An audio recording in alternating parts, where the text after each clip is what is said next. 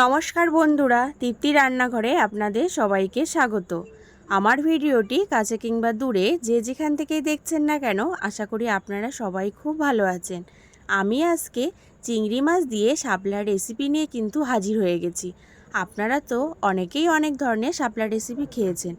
আজকে আমি যেভাবে রেসিপিটি তৈরি করব, আপনারাও বাড়িতে এইভাবে একবার তৈরি করে খেয়ে দেখুন। আশা করি সবার কিন্তু খুব ভালো লাগবে। ভিডিওটি স্কিপ না করে পুরো ভিডিওটি কিন্তু দেখার অনুরোধ রইল। আমি এখানে শাপলা নিয়ে নিয়েছি।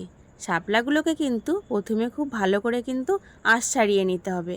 আঁশ ছাড়ানোর পরে শাপলাগুলোকে আমি একদম ছোট ছোট টুকরো টুকরো করে কেটে নেব।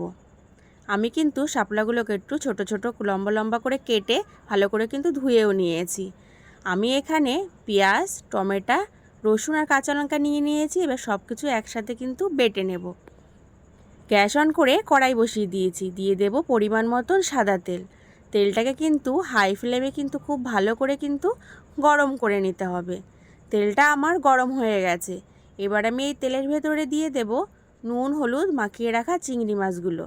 চিংড়ি মাছগুলোকে আমি আগে থেকে ভালো করে কেটে ধুয়ে পরিষ্কার করে নুন হলুদ মাখিয়ে রেখেছিলাম। সেই মাছটা আমি তেলের ভেতরে দিয়ে দিলাম। এবার মাছটাকে আমি নাড়াচাড়া করে হালকা করে কিন্তু ভেজে নেব। চিংড়ি মাছগুলো কিন্তু আমার ভাজা হয়ে গেছে। এবার গ্যাসের ফ্লেমটাকে লো ফ্লেমে রেখে চিংড়ি মাছগুলোকে একটা পাত্রে কিন্তু তুলে নেব। চিংড়ি মাছগুলোকে কিন্তু বেশি ভাজার প্রয়োজন নেই। চিংড়ি মাছ বেশি ভাজলে খেতে কিন্তু ভালো লাগে না। চিংড়ি মাছটা একদম একটু শক্ত শক্ত হয়ে যায়। ঠিক সেই কারণে চিংড়ি মাছটাকে আমি হালকা করে ভেজে নিলাম। ওই তেলের ভেতরে দিয়ে দেব একটা শুকনো লঙ্কা আর গোটা জিরে। তার আগে কিন্তু অবশ্যই গ্যাসের ফ্লেমটাকে বাড়িয়ে দিতে হবে। এবার ফোড়নটাকে আমি হালকা সোনালি কালার করে ভেজে নেব। আমি কিন্তু এখানে কোনো রকম তেল ব্যবহার করলাম না। আপনাদের যদি প্রয়োজন হয় আপনারা অবশ্যই ব্যবহার করতে পারেন।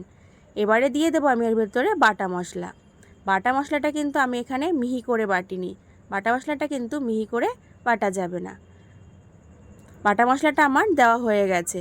এবার আমি এর ভেতরে দিয়ে দেব স্বাদ মতো লবণ। লবণটা কিন্তু যে যায় স্বাদ অনুযায়ী ব্যবহার করবেন। আর দিয়ে দিলাম পরিমাণ মতন হলুদ গুঁড়ো। হলুদ গুঁড়োটা আমার দেওয়া হয়ে গেছে। এবার দিয়ে দেব আমি কাশ্মীরি লঙ্কার গুঁড়ো। কাশ্মীরি লঙ্কার গুঁড়োটা সম্পূর্ণ আমি কালারের জন্য ব্যবহার করেছি। এবারে কিন্তু মশলাগুলোকে আমি নাড়াচাড়া করে ভালো করে কষিয়ে নেব, যাতে মশলাটা থেকে একদম কাঁচা গন্ধ না আসে। আর অবশ্যই কিন্তু নাড়াচাড়া করেই মশলাটা কষাতে হবে। আমার চ্যানেলটি যারা এখনও সাবস্ক্রাইব করেননি তাদের কাছে অনুরোধ রইল চ্যানেলটি সাবস্ক্রাইব করার জন্য। আর ভিডিওটি যদি ভালো লেগে থাকে অবশ্যই একটি লাইক করতে কিন্তু ভুলবেন না। মশলাটা আমার কষানো হয়ে গেছে, তেলও কিন্তু ছেড়ে দিয়েছে। এবার দিয়ে দিলাম সেই আগে থেকে ভেজে রাখা চিংড়ি মাছগুলো। এবারে চিংড়ি মাছগুলো দিয়ে চিংড়ি মাছের সাথে মশলাটাকে আবারও 1 থেকে 2 মিনিটের মতন আমি একটু কষিয়ে নেব। কষানো হয়ে গেলে দিয়ে দিতে হবে পরিমাণ মতন জল। জলটা দিয়ে ভালো করে মিশিয়ে নিতে হবে। মেশানো হয়ে গেলে এবারে কিন্তু হাই ফ্লেমে কিন্তু ভালো করে জাল করে নিতে হবে 2 থেকে 3 মিনিটের মতো। 2 মিনিট আমার হয়ে গেছে, জলটাও ফুটে উঠেছে। এবারে এর ভেতরে দিয়ে দিলাম আগে থেকে যে আমি শাপলাগুলো কেটে রেখেছিলাম সেই শাপলাগুলো আমার দেওয়া হয়ে গেছে। এবারে উল্টে পাল্টে শাপলাগুলোকে কিন্তু ভালো করে কিন্তু মিশিয়ে নিতে হবে। মেশানো হয়ে গেলে হাই ফ্লেমে কিন্তু ঢেকে রান্না করে নেব আমি 3 মিনিটের জন্য। অবশ্যই কিন্তু এটাকে হাই ফ্লেমে রান্না করব।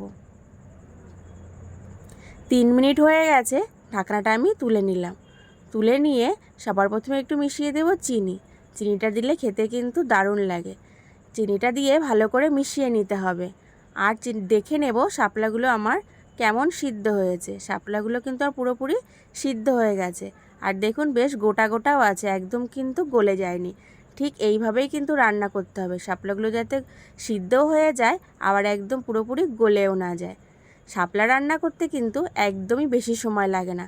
খুব অল্প সময়ের মধ্যেই কিন্তু ঝটপট রেসিপিটি তৈরি হয়ে যায়। এবারে কিন্তু আমি গ্যাসের ফ্লেমটাকে কিন্তু অফ করে দেব।